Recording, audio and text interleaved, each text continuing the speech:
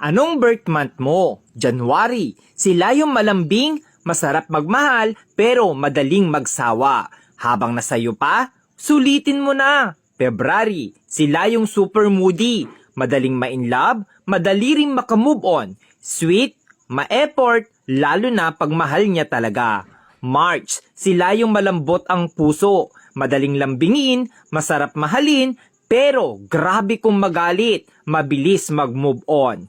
April, sila yung grabe magmahal, todo bigay, todo effort, tahimik pero mainitin ang ulo. Mahilig tumingin sa iba pero ikaw lang mahal niya. May, madaling mainis pero mabilis pasayahin. Maliit na effort mo, natutuwa na. Palaging may love life pero palaging niloloko. June, mahilig talaga mga liwa, pero kapag nakita na niya yung taong mahal niya, loyal kung loyal yan. Masayahin pero doble ang sakit ang kayang ibalik sa'yo once nasaktan mo. July, sila yung mga taong hindi mabilis magtiwala, handang masaktan